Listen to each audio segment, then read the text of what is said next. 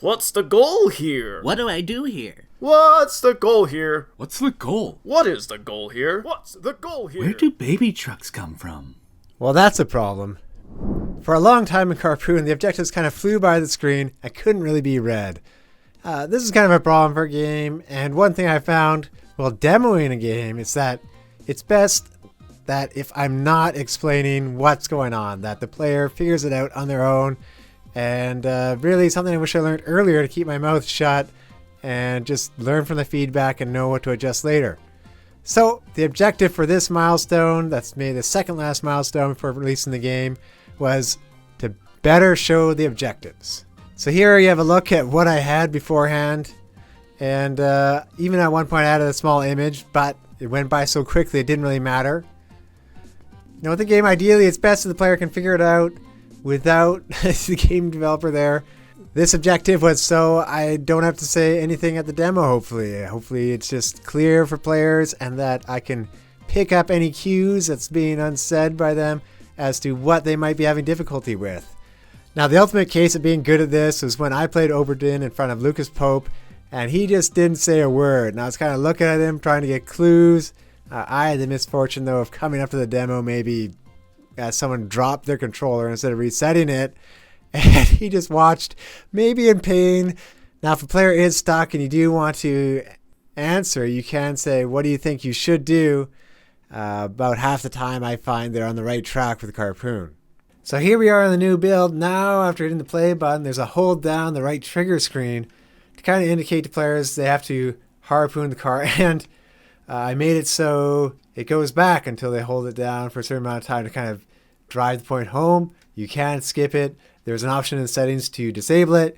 You only see it once because when the game resets, it goes back to the player select screen, not the title screen.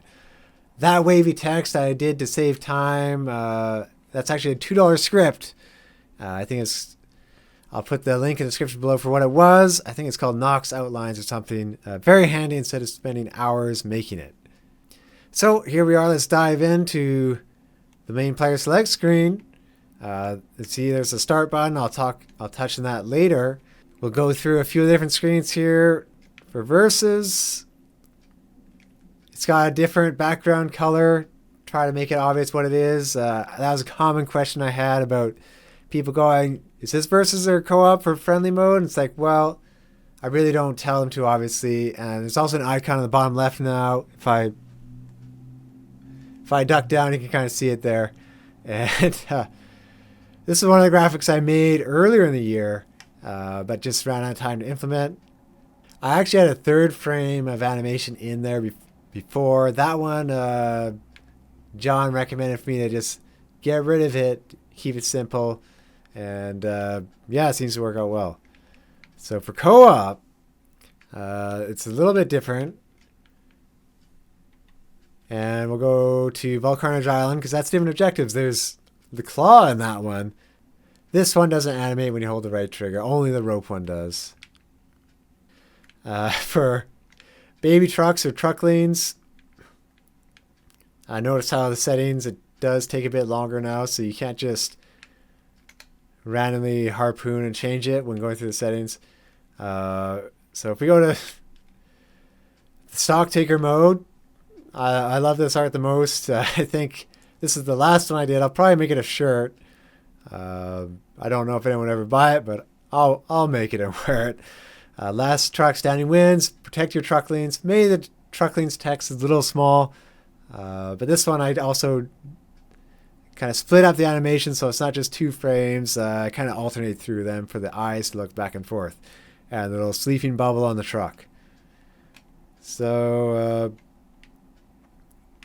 yeah, that was it for the main objectives. It kind of is simple when you look at it, but it did take quite a bit of time thinking about. Hopefully it helps players figure out the game. And here's that setting just to be able to skip all of them once players have figured it out.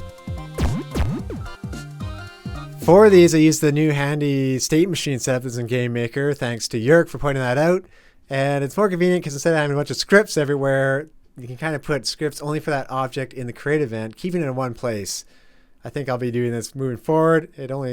Sometimes there's a thing about not doing more and more tutorials, but I guess it is important to keep up to date with engine changes and take a look from time to time. And I know it's probably better to indirectly teach the player how to play instead of these tutorials, and I kind of tried in a couple ways. There's now the start button in the middle that you have to hold the harpoon onto as a meter fills around it in order to start a match, instead of the floating text before. Kind of solves two problems at once. Also, I started working on the signs, so you can't just be harpooning willy-nilly all over the place and have them change settings and player select. Now these signs, you have to hold it before the change happens for about just under a second. It's not as snappy as it used to be, but it should help what I found when players are just testing out the controls and harpooning wildly in player select to fix things. I found, though, that I was spending a lot of time on this, and it's kind of that technical debt as the game continues, where things are harder to change as it goes on.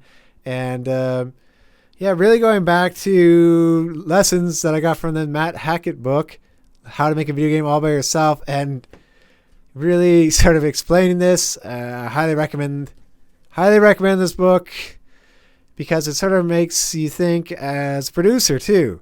And there's many roles in game development. A producer is one of those roles where I'm kind of like, what does a producer do? I've had producers explain it to me what they do. I still don't understand. It's like Conan O'Brien talking to his associate producer, Jordan Skolansky, and just never understanding what they do. Well, they kind of help manage a project and make sure it gets done. In some cases, it does vary from company to company. And as someone developing a game, I have to put on a producer hat too at times and like think about decisions, what to do. As for these signs, I kind of stopped after the left side because it was taking a long time to fix all of them. And it's not really something that has to be done in order to ship the game. One thing too in that book is John Romero's quote, "Keep shippable code." And I couldn't do that while working on the signs because I had different code that had to be adjusted in the harpoon, the player truck, and the sign. And probably I would advise to myself and others, try to keep code for, let's say, harpooning in this case, of shooting, in one place as much as possible. It's kind of hard to go in and tinker and adjust that. Also, in a recent episode of Gamemaker's Toolkit, Mark Brown had mentioned how he was using Trello to keep tasks organized and mind over a magnet. And it seemed like a good idea instead of what I have with a bunch of notes over different Google documents, notebooks. So I tried it to help keep focus on my tasks, and it seems to be doing a good job so far. Moving on, the next and last milestone has already been started, to put waves into versus mode instead of having a bunch of cars scattered all over the place, and to finish the waves in the AutoWorks level. It's no longer a random parking lot of cars starting in versus, so people now have to fight over a limited number of them. I might change how the waves are in versus compared to co-op. That's something I'll think about as time permits. A few other small things. I have to do the key art to Carpoon because, key art is really what sells your game the most at times, and a really important thing about the game, so I felt it's worth it. I got a Steam Deck, so I could easily show off Carpoon at events if I have to. Instead of lugging a laptop around, I can just hand the Steam Deck to someone, although I think it's not quite as good for multiplayer. And I had a hard drive die. Fortunately, it was not the one with all my Carpoon files on it. I made sure after to back it all up in one place. It was over 100 gigs. And actually I backed it up in two places instead of sort of piecemeal over the place. So I highly recommend to remember to back up your game projects. I don't want to imagine that with Unreal. Maybe it's easy. I don't know. And the Mac version, that's going to have to be later. None of my friends or myself have a Mac that's new enough to kind of hook up a PC to and compile.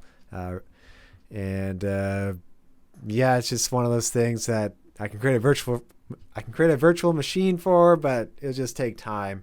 And I like to try to finish Carpoon first.